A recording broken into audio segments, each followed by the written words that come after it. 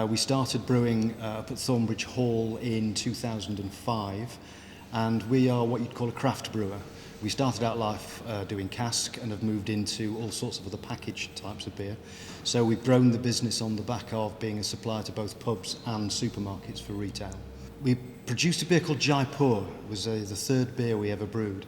And Jaipur is what we've built the business on. It's gone crazy as a beer style and inspired so many different other types of other people's beers that it's become a fixture in many people's bars. And it's really great to wander around local pubs and pubs all over the world now, actually, and see our beer. Back in 2009, we had a big issue about how we were going to continue to expand, because my original little brewery is actually at Thornbridge Hall in one of the old outbuildings, and I clearly can't turn that into an industrial estate. So we moved down to Riverside Business Park, which was being developed in its initial phase back then, and it was an absolute godsend to us, because we were able to take a fairly small unit and then build the business unit by unit, adding tanks as we went. And we put in a brewery with massive capacity and then added the rest of the kit as we needed it. We've now got to the stage of running out of space pretty much and looking to invest further in maybe a bigger brewery, maybe a secondary brewery just to keep production going.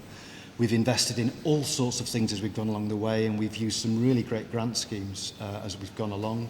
D2N2 have been great supporting us in that, as have Derbyshire Dales, actually, because we've used some of the connections there into marketing Peak District and Derbyshire, which have been a great organisation for us.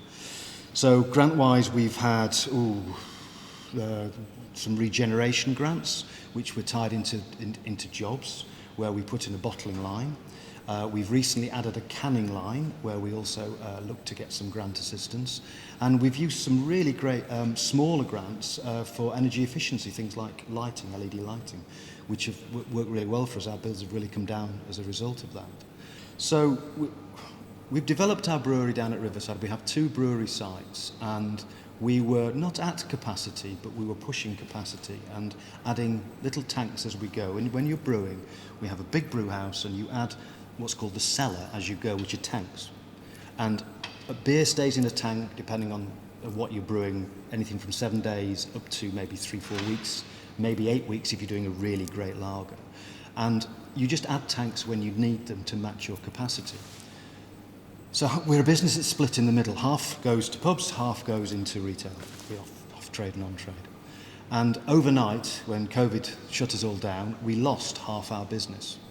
And we had to sort of look at ourselves very hard and say, what are we going to do? We thought we were going to have to furlough half our staff and really make some radical cuts to the business. But what we did instead was we flipped the business into being a packaged beer company.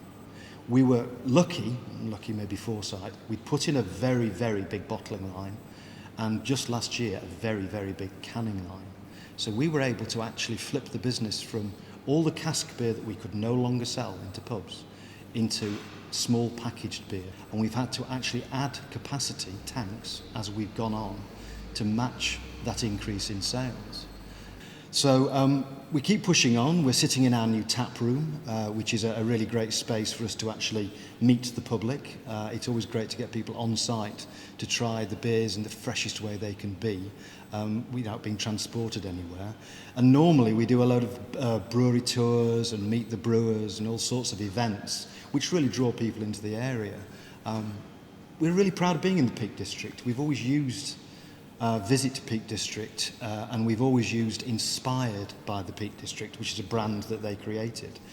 And we put that on all our bottles and cans, so there are quite literally millions of cans and bottles going all around the world. We export to about 38 countries, and we've got cans going all over the place with Inspired by the Peak District on them, which for us is amazing. For the area, we hope it's amazing, because it kind of takes the Peak District around the world to people's firesides when they're having one of our beers. So we hope that Derbyshire Dales get a sort of benefit from that idea of promoting the area through the packaging and giving something back, because we genuinely are inspired by the Peak District.